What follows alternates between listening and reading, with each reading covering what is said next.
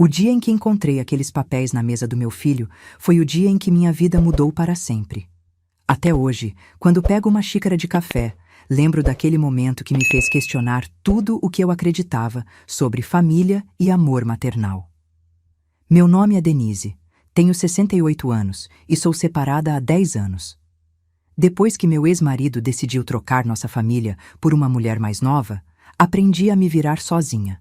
Não foi fácil, mas encontrei minha força interior e construí uma vida independente. Trabalho como costureira há mais de 40 anos e sempre fui uma mulher de fibra, dessas que não se deixa abater por qualquer dificuldade. Tenho um filho único, Mateus, de 42 anos. Ele é advogado, bem-sucedido, casado com a Michele há 15 anos. Sempre me orgulhei dele, do homem que se tornou, da carreira que construiu. Depois da separação, ele foi meu porto seguro, minha referência de que ainda existia amor verdadeiro no mundo. Por isso, o que descobri naquele dia me abalou tanto. Era uma quinta-feira de março, lembro perfeitamente. Mateus havia me pedido para passar em seu escritório para assinar alguns documentos relacionados à aposentadoria. Nada demais, ele sempre cuidava dessas burocracias para mim. Cheguei um pouco mais cedo, e a secretária disse que ele estava em audiência, que eu podia esperar na sala dele. Sentei na poltrona de couro marrom que ele sempre dizia ter comprado pensando no meu conforto. Estava folheando uma revista quando uma rajada de vento da janela entreaberta espalhou alguns papéis da mesa. Levantei para organizá-los. Sempre fui uma pessoa prestativa, não conseguia ver bagunça. Foi quando meus olhos se fixaram em um documento que me deixou gelada. Era uma apólice de seguro de vida, em meu nome, no valor de R$ 2 milhões. Minha primeira reação foi de confusão.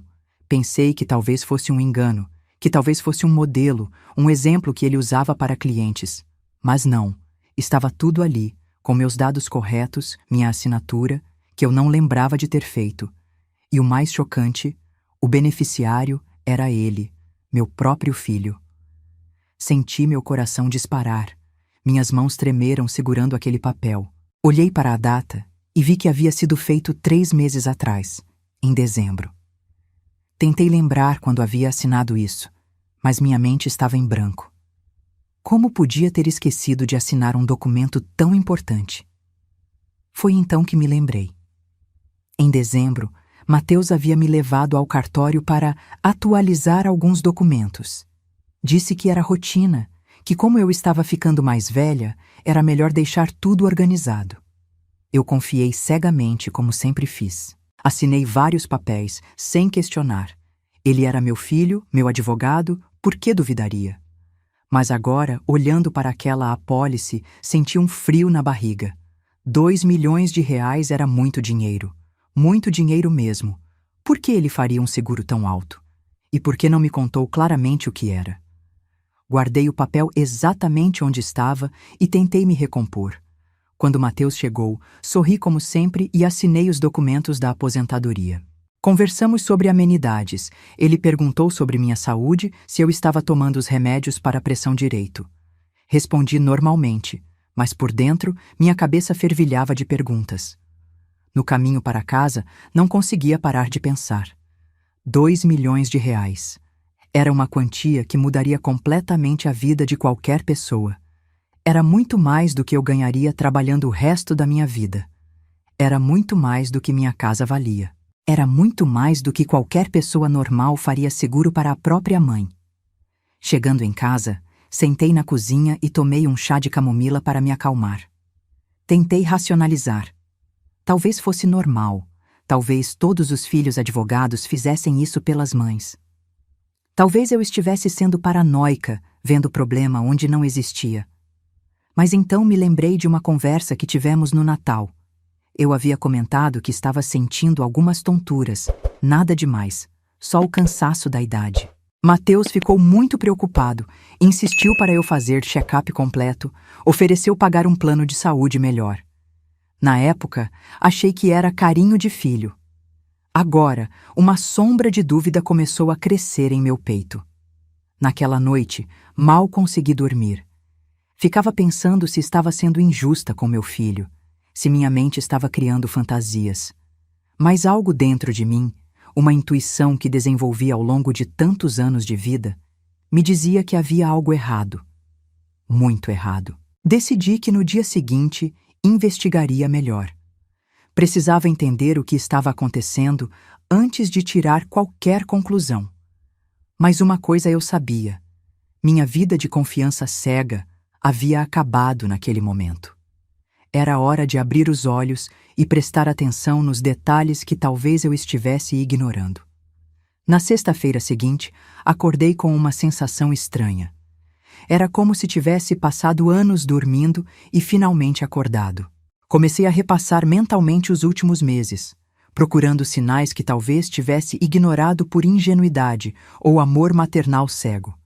A primeira coisa que me chamou a atenção foi a frequência das visitas do Mateus. Desde dezembro, depois que comentei sobre as tonturas, ele começou a aparecer em casa quase toda semana. Antes disso, nos víamos 1 ou 2 vezes por mês, no máximo. Sempre disse que o trabalho era puxado, que mal tinha tempo para a própria família. De repente, estava sempre disponível para dar uma passadinha na casa da mãe. E essas visitas tinham um padrão estranho. Ele sempre chegava na hora das refeições, oferecia ajuda para carregar peso, insistia para eu descansar enquanto ele fazia algumas tarefas. "Mãe, a senhora está trabalhando demais", dizia sempre. "Precisa se cuidar melhor, pensar na sua saúde." Lembrei também das perguntas insistentes sobre meus remédios. Mateus sempre quis saber se eu estava tomando a medicação para a pressão alta corretamente, se não estava sentindo efeitos colaterais, se o médico havia mudado alguma dosagem. Chegou até a oferecer um daqueles porta-comprimidos organizados por dia da semana. "Para a senhora não se confundir", justificou. Na época, achei que era cuidado.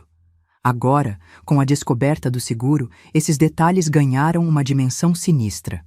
Por que tanto interesse nos meus medicamentos? Por que tanta preocupação com minha confusão?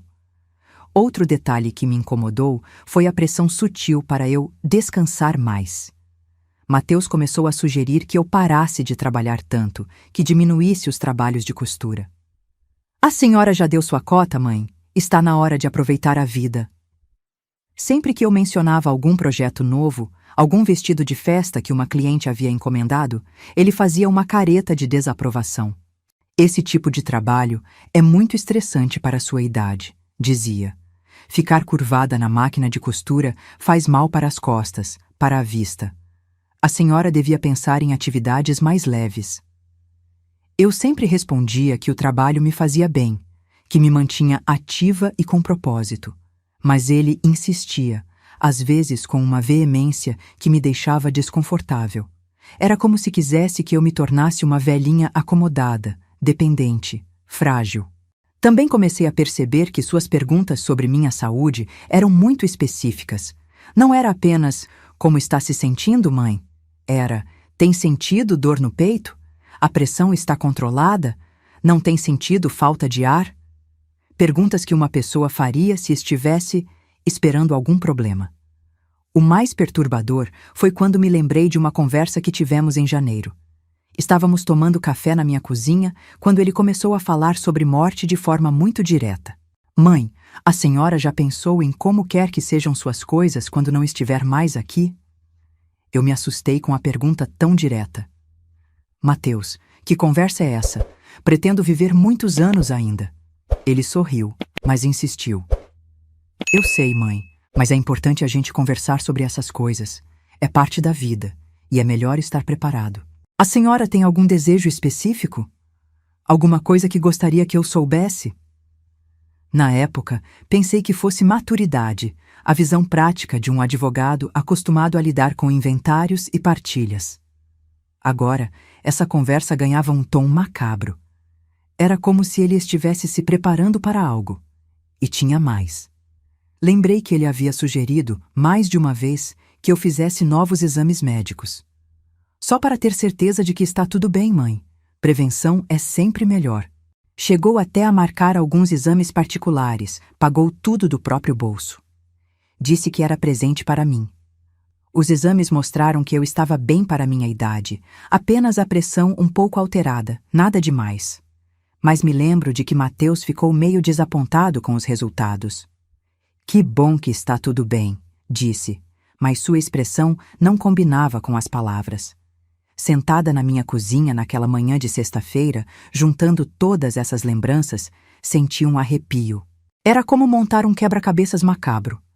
Cada peça se encaixava perfeitamente numa conclusão que eu não queria aceitar. Meu filho estava se preparando para minha morte. E talvez estivesse planejando acelerar esse processo. Não podia acreditar que estava pensando isso do meu próprio filho, do menino que eu carreguei no colo, que criei com tanto amor, que sempre foi meu orgulho.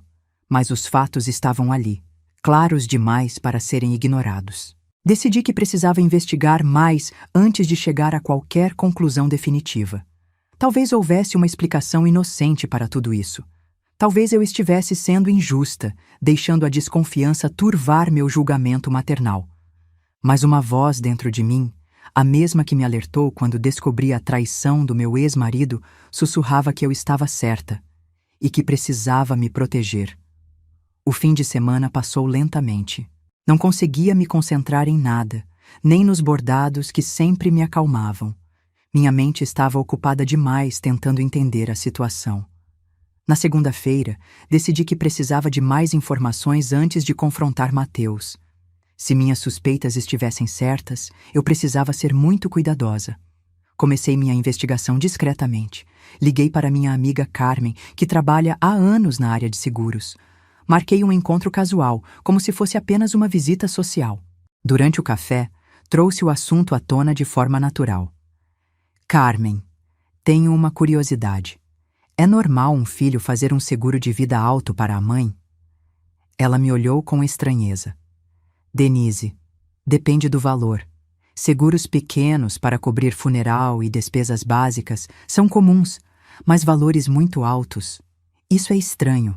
Por quê? Contei sobre o seguro que encontrei, sem entrar em detalhes sobre minhas suspeitas. Carmen ficou visivelmente preocupada. 2 milhões é muito dinheiro, Denise. Para fazer um seguro assim, a seguradora exige exames médicos rigorosos, declaração de renda do beneficiário, justificativas. Não é algo que se faz por acaso. E se a pessoa quisesse acelerar o processo? Perguntei, fingindo curiosidade acadêmica. Carmen me olhou com seriedade. Você está me assustando. Isso que você está insinuando é crime. Homicídio por motivo fútil. É cadeia certa.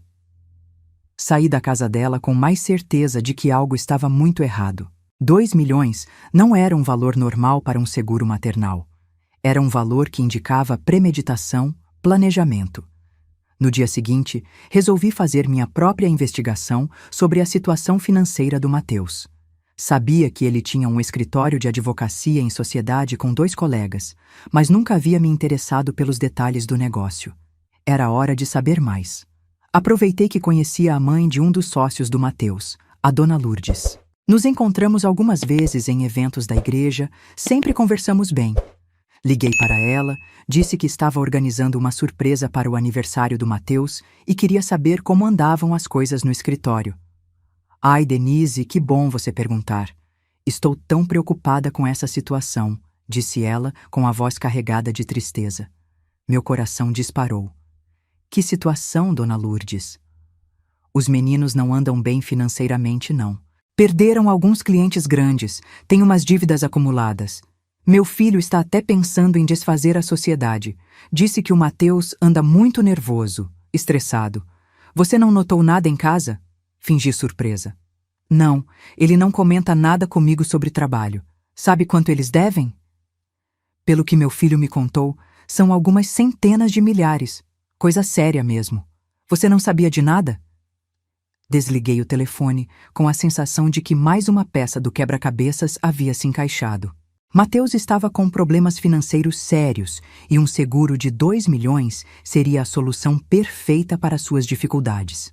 Na quarta-feira, decidi dar uma passada no bairro onde fica o escritório dele, fingindo que tinha ido fazer compras na região. Parei num café na esquina e observei o movimento. Vi quando ele saiu para almoçar e percebi que estava diferente.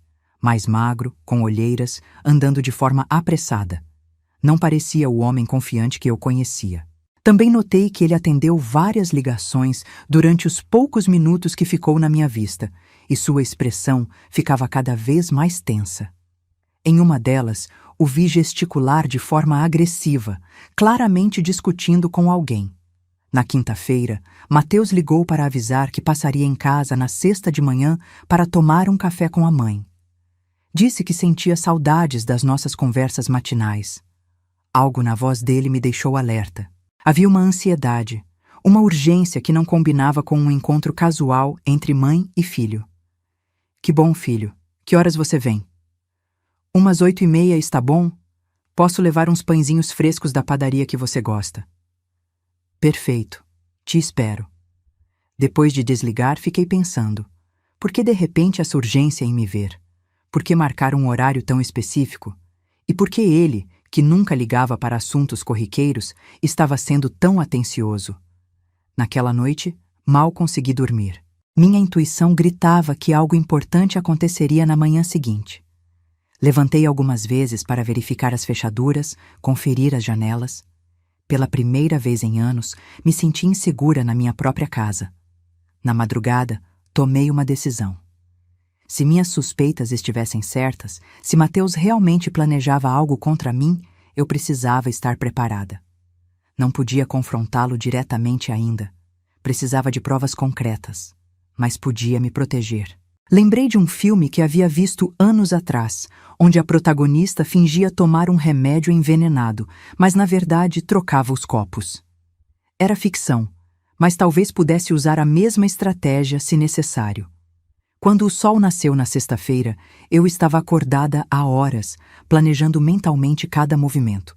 Se Mateus realmente tentasse algo no café da manhã, eu estaria pronta.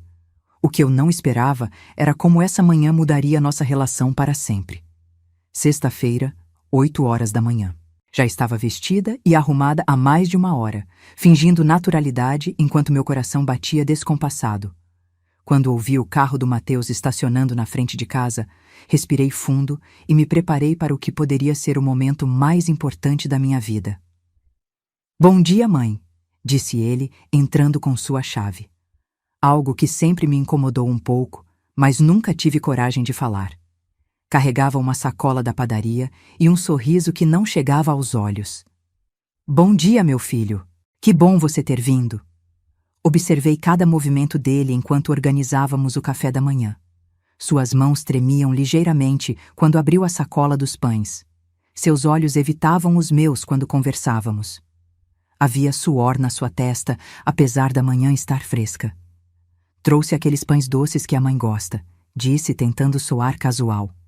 "E pensei em fazer um café especial hoje. Trouxe uns grãos diferentes, mais caros." Meu sangue gelou. Por que justamente hoje ele queria fazer um café especial?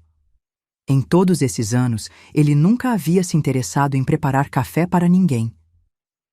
"Que carinho seu, Mateus. Mas você não precisa se dar ao trabalho. Eu já estava fazendo o meu jeito normal." "Não, mãe. Deixa que eu faço. A senhora fica aí sentadinha, relaxando. É o mínimo que posso fazer pela mulher mais importante da minha vida." As palavras eram doces, mas seu comportamento estava cada vez mais estranho. Ele abriu uma embalagem de café que não conhecia, de uma marca cara que nunca havia visto em casa. Seus movimentos eram mecânicos, como se estivesse seguindo um roteiro mental. Sentei à mesa da cozinha, fingindo ler uma revista, mas observando cada movimento pela visão periférica.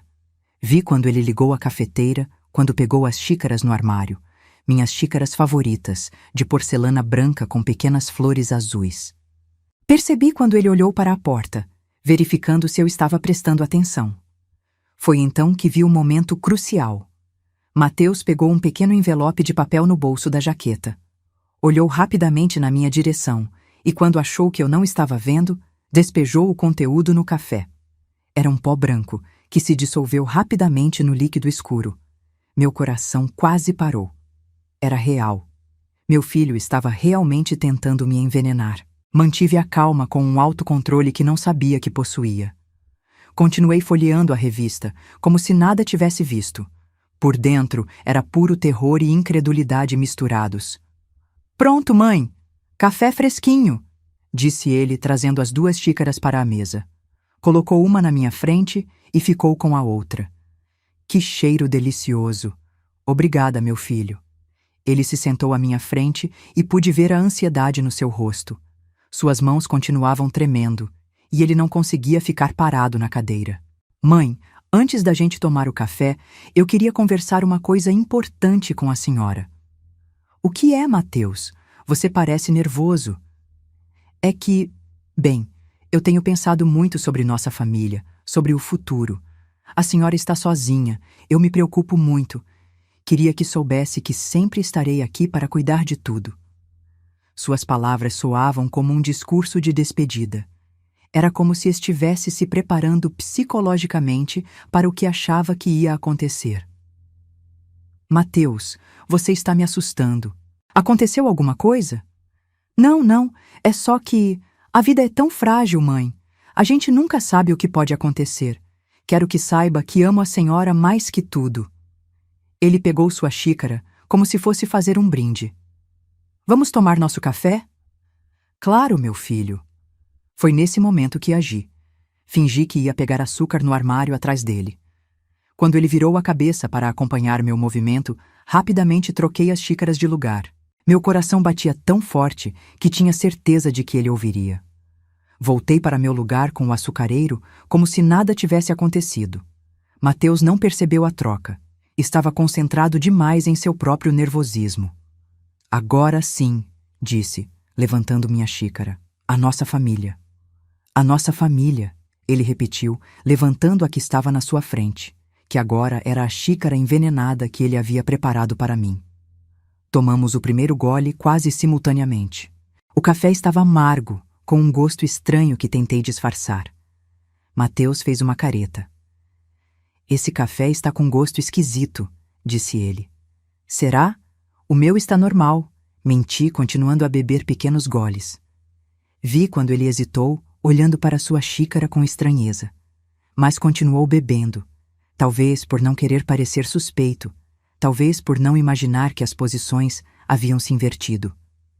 Conversamos sobre amenidades pelos próximos 15 minutos, eu fingindo normalidade enquanto meu mundo desabava internamente. Ele esperando que eu começasse a passar mal a qualquer momento. Foi quando os primeiros sintomas apareceram nele, uma palidez súbita, suor frio, náusea. Mateus levou a mão à testa. "Mãe, não estou me sentindo bem." E foi nesse momento que nossa relação mudou para sempre. "Mateus, o que você está sentindo?" perguntei, fingindo preocupação maternal enquanto observava meu filho ficar cada vez mais pálido na cadeira da minha cozinha. Ele levou a mão ao peito, respirando com dificuldade. Dor, aqui, e uma náusea terrível. Seu rosto estava tomado pelo pânico. "Mãe, acho que preciso ir ao hospital." "Claro, filho, vamos agora mesmo", disse, já pegando minha bolsa e as chaves do carro dele. Por dentro, uma parte de mim se destroçava vendo meu próprio filho naquele estado, mas outra parte, mais fria, mais racional, sabia que aquela era a consequência das próprias escolhas dele.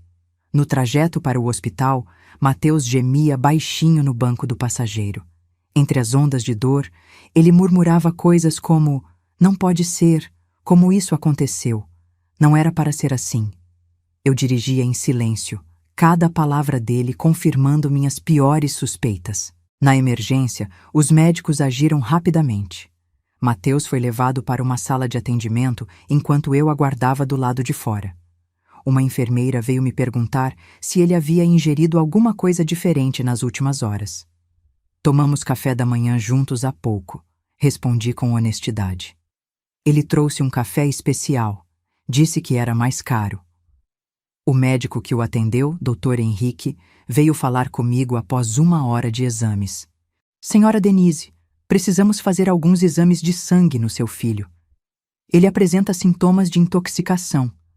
A senhora notou se ele consumiu algum medicamento ou substância estranha?" Era minha chance de contar tudo, mas decidi esperar os resultados dos exames. Doutor, é possível saber exatamente o que causou isso? Sim, os exames toxicológicos vão mostrar qualquer substância anormal no organismo dele. Deve ficar pronto em algumas horas. Enquanto aguardávamos, Mateus melhorou um pouco com o soro e a medicação, mas ainda estava fraco. Quando finalmente conseguimos ficar sozinhos no quarto, chegou o momento da verdade. Mateus, preciso te fazer uma pergunta e quero que seja honesto comigo, disse, sentando na cadeira ao lado da cama dele. O que você colocou no café hoje de manhã? Ele me olhou com os olhos arregalados. Como assim, mãe? Vi você colocar um pó branco na minha xícara. Vi tudo. O rosto dele ficou lívido, mais pálido que a náusea havia deixado. Mãe, E também vi os documentos do seguro de vida de R$ 2 milhões que você fez em meu nome, sem me consultar adequadamente. Mateus fechou os olhos, como se quisesse desaparecer. Suas mãos tremiam, e não era mais por causa da intoxicação. Mãe, posso explicar? Então explica. Explica como meu próprio filho, que eu criei com tanto amor, chegou ao ponto de planejar minha morte. Ele começou a chorar. Não era o choro de dor física, mas de desespero, de vergonha, de quem foi pego em flagrante no ato mais desprezível possível. Mãe, eu não sou o homem que a senhora pensa que sou. O escritório está quebrado. Devo mais de R$ 500 mil. Os credores estão me ameaçando, vão executar meus bens, minha casa, tudo. E isso justifica tentar me matar? Não, não justifica nada. Ele soluçou mais alto. Eu sou um monstro. Não sei como cheguei a esse ponto. A desespero me fez pensar em coisas impensáveis. Que tipo de veneno era, Mateus? Ele hesitou, mas acabou respondendo. Digitoxina concentrada. Consegui no laboratório de um amigo. Era para parecer um ataque cardíaco natural numa pessoa da sua idade. Senti uma pontada no peito ouvindo aquilo. Não pela substância. Eu sabia que havia trocado as xícaras. Mas pela frieza, pela premeditação. Meu filho havia planejado minha morte nos mínimos detalhes. Como você conseguiu minha assinatura no seguro? Quando levei a senhora ao cartório em dezembro, misturei os documentos do seguro com os outros papéis. Disse que era tudo rotina. A senhora assinou sem perceber. E se eu não tivesse descoberto? Se tivesse tomado o café envenenado? Mateus me olhou com os olhos cheios de lágrimas. Mãe, eu me odiava a cada dia que passava, mas estava desesperado. Pensei que seria rápido, que a senhora não sofreria e que pelo menos serviria para salvar minha família, dar um futuro melhor para meus filhos. Trocando a vida da própria mãe? Eu sei que é imperdoável. Sei que sou um monstro. Foi quando o Dr. Henrique entrou com os resultados dos exames. Senhora Denise, preciso falar com os senhores. O exame toxicológico mostrou a presença de digitoxina no sangue do seu filho. É uma substância muito tóxica, usada em pequenas doses como medicamento cardíaco, mas em doses altas é letal. Olhei para Mateus, depois para o médico. Doutor, meu filho tentou me envenenar hoje de manhã. Eu troquei as xícaras quando ele não estava olhando. A digitoxina estava no café que ele preparou para mim. O silêncio que se seguiu foi ensurdecedor. O médico me olhou com espanto. Mateus enterrou o rosto nas mãos. Senhora, isso é muito sério. Preciso comunicar à polícia, disse o Dr. Henrique. Eu entendo, doutor. Faça o que for necessário. E foi assim que meu filho se tornou um estranho para mim. As próximas horas foram um turbilhão de procedimentos legais que jamais imaginei que viveria. Policiais, delegados, advogados. Mateus foi formalmente preso ainda no hospital, assim que recebeu alta médica. Ver meu filho algemado, sendo levado por estranhos, foi uma das imagens mais dolorosas da minha vida. A investigação foi rápida e eficiente. Os policiais encontraram o resto da digitoxina no carro de Mateus, junto com pesquisas na internet sobre dosagens letais e sintomas de envenenamento. Havia também mensagens no celular dele com credores, confirmando as dívidas que ele havia mencionado. Michele, minha nora, chegou ao hospital em estado de choque. Quando soube o que havia acontecido, Ela desabou. Tia Denise, eu juro que não sabia de nada. Sabia das dívidas, mas jamais imaginei que ele pudesse pensar numa coisa dessas. Olhando para o rosto dela, vermelho de tanto chorar, acreditei na sua sinceridade. Michele sempre foi uma boa menina, trabalhadora, dedicada à família. Ela também era vítima da situação. As crianças sabem? Perguntei, me referindo aos meus netos, Júlia de 12 anos e Pedro de 8. Não, ainda não. Como vou explicar isso para eles? Que o próprio pai tentou fazer isso com a vovó? Era uma pergunta sem resposta fácil. Meus netos eram minha alegria, minha razão de viver. Como protegê-los do trauma de descobrir quem o pai realmente era? Nos dias seguintes, enquanto Mateus permanecia preso preventivamente, tive que tomar decisões difíceis. O promotor me procurou para discutir as acusações. Tentativa de homicídio qualificado por motivo fútil e mediante veneno.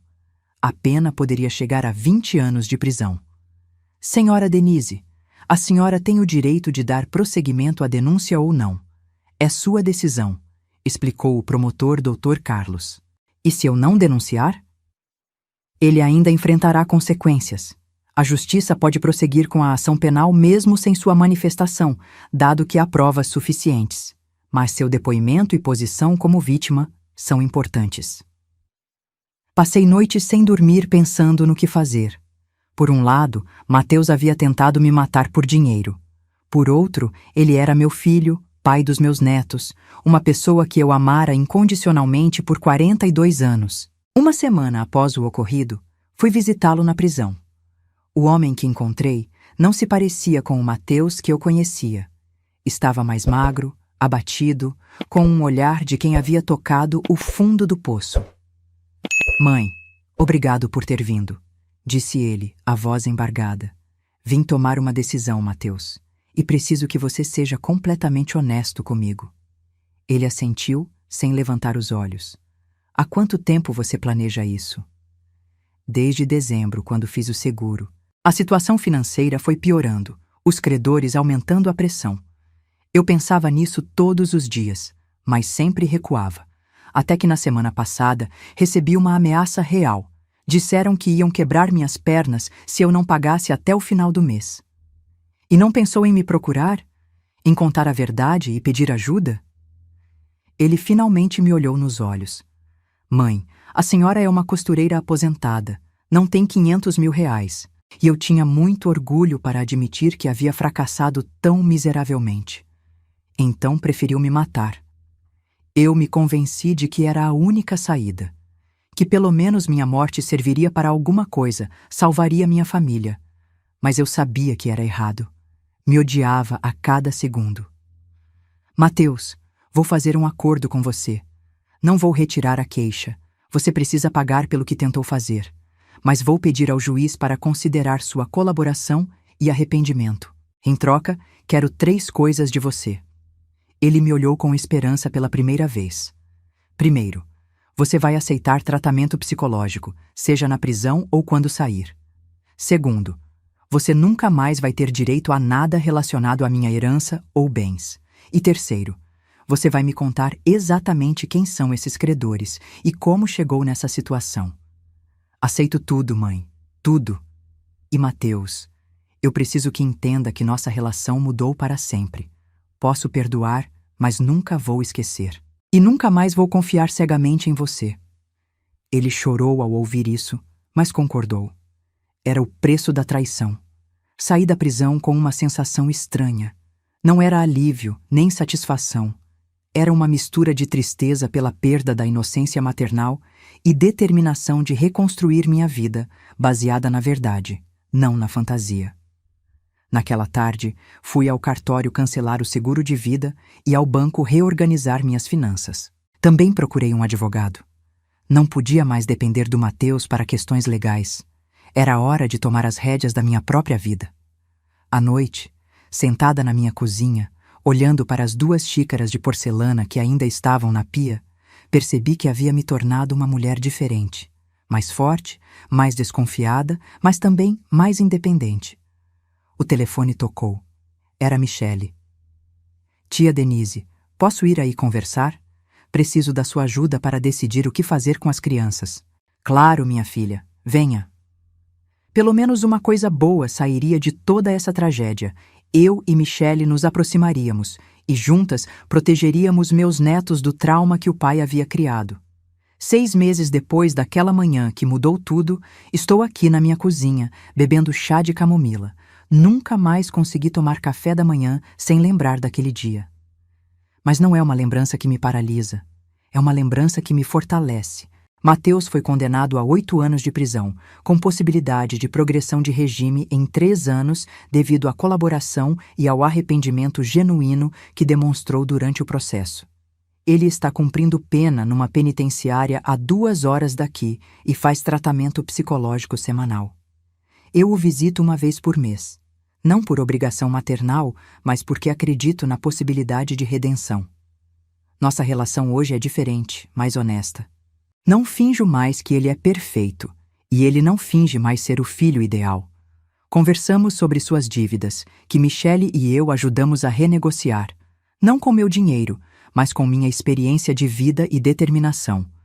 Vendemos o carro dele, alguns bens, e conseguimos um parcelamento que ela pode pagar trabalhando.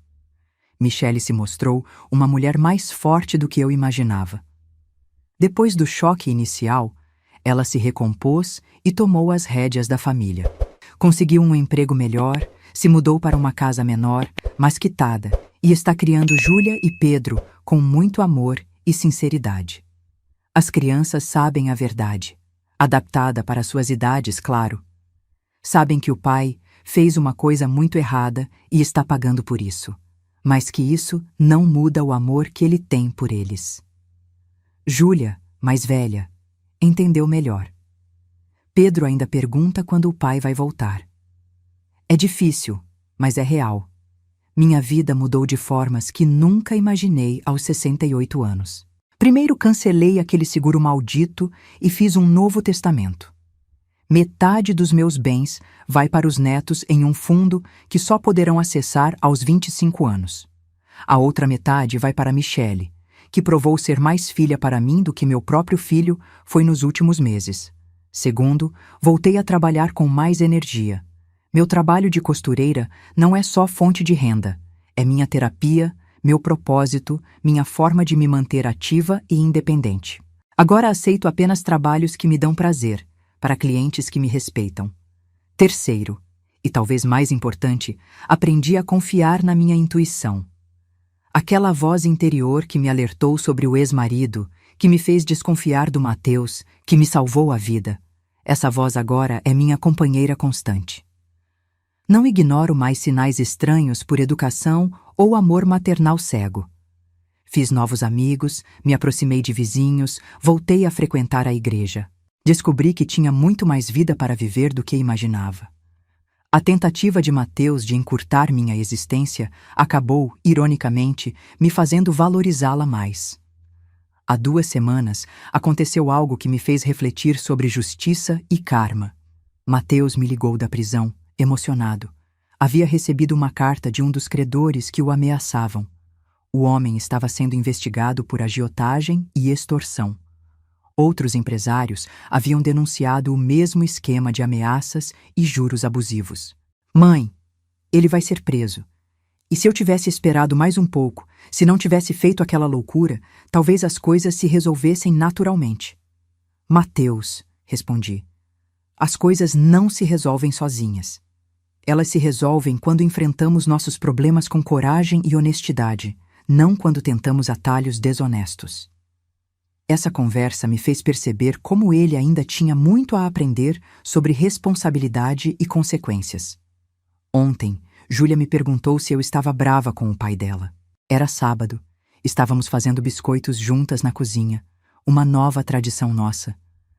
Vovó está triste, não brava, expliquei. Triste porque o papai escolheu um caminho errado quando podia ter escolhido pedir ajuda. Mas não estou brava com ele como pessoa. E a vovó perdoa ele?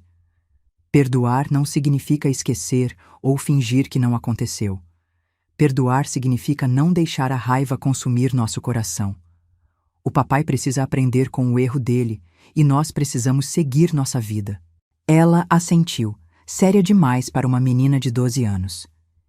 Mas prefiro que ela entenda a realidade do que viva numa fantasia perigosa como eu vivi. Hoje, enquanto termino de contar essa história, olho pela janela da cozinha e vejo Michele chegando com Pedro para o almoço dominical. Outro ritual nosso. Eles vêm aqui toda semana e nossa mesa está sempre cheia de risadas, conversas e planos para o futuro. A tentativa de Mateus de me tirar da vida dele acabou me colocando mais presente na vida dos netos e da nora do que eu jamais fui. O veneno que ele preparou para encerrar minha história acabou sendo o antídoto que me devolveu o prazer de viver. Não sou mais a mesma Denise ingênua que confiava cegamente em todos. Sou uma mulher que sabe se proteger, que questiona, que investiga, que toma suas próprias decisões. E, curiosamente, essa versão de mim é muito mais interessante e plena do que a anterior. Se há uma lição que aprendi com tudo isso, é que nunca é tarde para acordar. Nunca é tarde para ver a verdade, por mais dolorosa que seja. E nunca é tarde para recomeçar, mesmo aos 68 anos, mesmo depois de descobrir que seu próprio filho tentou te matar. A vida, descobri, não termina quando alguém tenta encurtá-la. Ela recomeça quando você decide que vale a pena vivê-la com dignidade, verdade e coragem. E agora, vou colocar a mesa para o almoço.